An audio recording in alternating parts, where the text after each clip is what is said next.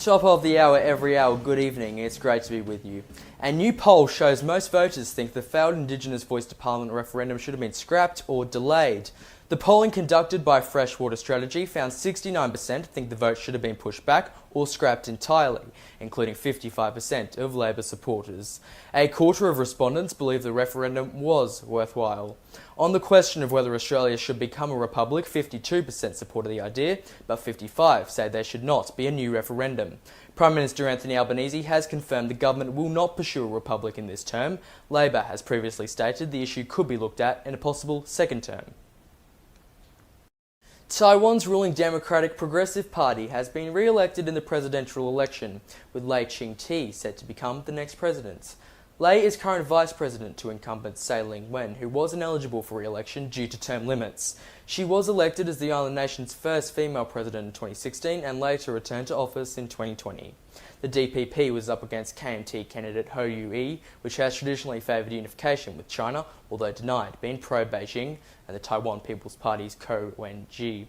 China has criticised Lei as dangerous and has vowed to crush any independence attempts in Taiwan. And earlier, 6 News spoke with anti-Chinese Communist Party activist Drew Pavlu for his reaction to the results. To see tens of thousands of people attending these huge rallies, the vote count so efficiently, rounded up by midnight, and just the peaceful transition of power in Taiwan. It's an amazing thing, and China has so much to learn from Taiwan when it comes to governance, when it comes to democracy. The Chinese government has absolutely no right to be angry over the Taiwanese democratic election results. Democratic elections held in another country should have no impact whatsoever on what the Chinese government desires, what it wants, what it threatens. You mentioned the KMT, and they still had, 33 odd percent in the presidential election. Do you think that shows that, I guess, the question about Taiwan's status within Taiwan is not that one that's settled? Because, I mean, that's still several million votes for the KMT, even with, obviously, their history. And, I mean, they are, I guess, one that has been described as the party Beijing prefers. Look, this is a good point, Leo, and it is important to note that, Taiwan as a vibrant democracy, not every single voter is voting, as a single issue voter when it comes to cross-strait relations. I mean, there are issues, there are obviously, as in any society, there are deep social and economic issues. I broadly see myself aligning with the DPP, for example, but I unfortunately see that I still unfortunately feel that the DPP have made some errors when it comes to economics. There's still, the minimum wage in Taiwan is still really low. There are a lot of social and economic issues for young people. Let's not forget Paul Keating last year. He was dismissing Taiwan's elections in a very racist way, basically saying, "What, for municipal elections we're going to have World War III." That was Paul Keating's express quote. And it's very funny. Let's note that Lei Ching-te has won a vote that is far larger than Paul Keating ever won while running for Parliament in Australia.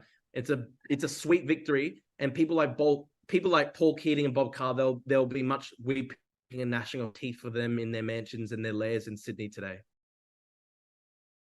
The United States has carried out more strikes against Houthi rebels in Yemen. It follows an initial round of military strikes from the US and the UK, supported by Australia, Bahrain, Canada, Denmark, the Netherlands, New Zealand and South Korea, who said in a joint statement that they would not hesitate to defend the lives and protect the free flow of commerce in one of the world's most critical waterways in the face of continued threats.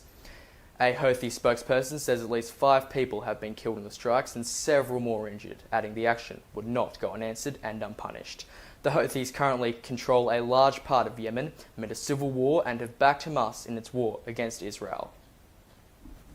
The Iowa caucus, the first official contest for the US presidential election, is just days away. It's the first step for the Republican Party in choosing their nominee to take on assumptive Democrat nominee and incumbent Joe Biden.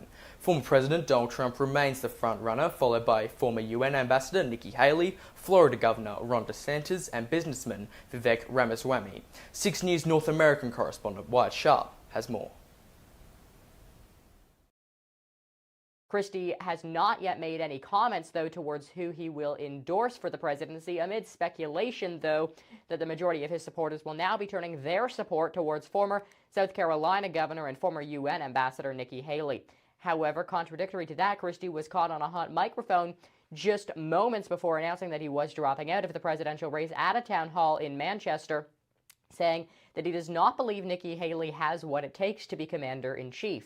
And in addition to that, of course, the majority of the 5 remaining candidates spending the final days before the caucus crisscrossing Iowa, including former President Trump, speaking to supporters and holding a series of events, including inviting campaign surrogates such as Arizona Senate candidate Kari Lake to speak on his behalf in Marin County. And of course, the other candidates, such as Florida Governor Ron DeSantis, former South Carolina Governor Nikki Haley, who are both trailing the former president in the polls. They are also holding campaign events in Des Moines and other parts of the state amid record-breaking temperatures in Iowa right now, the coldest temperatures ever recorded in the history of an Iowa primary cycle. And of course, Haley's campaign has released a statement in these final days connected to what I was alluding to, of course, there, Leo, that Donald Trump is very far ahead in the polls, some polls even showing him about 30% ahead. Nikki Haley's campaign saying, quote, Nikki Haley is trimming Trump's lead to single digits, end quote. And of course, this comes as the former governor of South Carolina is in a race with Ron DeSantis to overcome him and take over the second place position. The Health Australia Party has warned they may shut down after failing a membership test in Victoria, while also dealing with internal fighting and claims of misogyny. And one senior party member has told 6 News she is now fighting for both her party and her life. 6 News chief anchor Leo Puglisi has the details. This is a party, right, that it's never won anything, not at a local level, not state, not federally. But it is important to see what's going on, because in Victoria, where they're obviously based, pretty much any party can get in with the right preference deals in the upper house and get into Parliament. So it's really crucial to see how they're going here, right? Now, some HAP members, they're really determined to continue this party. It kind of looks like they're on their last legs. One of those wanting to continue is Lisa Bentley. She's the party's registered party officer. She took over as a senior member last year. Right now, she's calling on any member of the party who joined since they were first registered almost a decade ago to check for any contact from the Victorian Electoral Commission, who are undertaking those membership audits of a number of parties right now, including HAP. She's also revealed to 6 News she's not only fighting for the party, but fighting for her life. I've been diagnosed with cancer. Just to prove to you, I haven't got any hair at the moment. So not lying or looking for any sympathy, but I'm fighting for my life, literally. And I'm also fighting for this party's life and the members behind this party. And outside of membership, HAP is facing other problems internally. In a post of Facebook last night, the party claimed that one executive member sent an email to members with, quote, inaccurate, inappropriate and potentially legally defamatory statements. Lisa Bentley, she addressed some of those internal going-ons with 6 News. I've got these rogue members who trying to push me out, with all sorts of illegal constitutional things that they've been doing.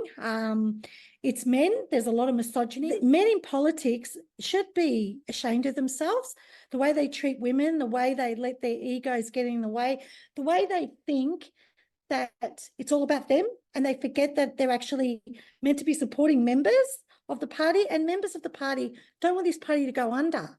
It's worth remembering amidst all this, HAP didn't exist a few months ago, right? They merged with the pretty ideologically similar Informed Medical Options Party to form the Heart Party, right? They get registered on October 3, and then a week later on October 10, HAP demerges, and now they're on their own, and the Heart Party's on its own right now. So it will be interesting to see how this all unfolds. Alright, and that is 6 News for now. You can stay up to date by heading to our website and following us on social media at SIXNewsAU. News is on the hour every hour here on 6 News. For now though, I'm Austin Pollock. Thanks so much for your company. Have a great night.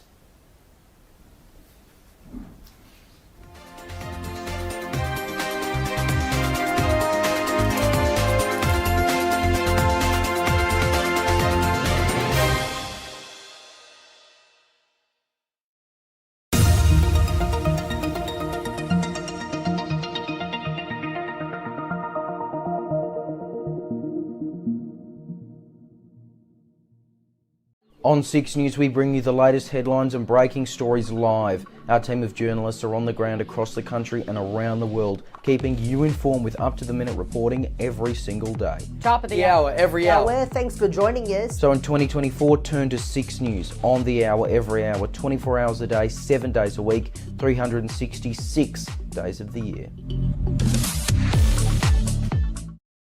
From the moment you get up, 6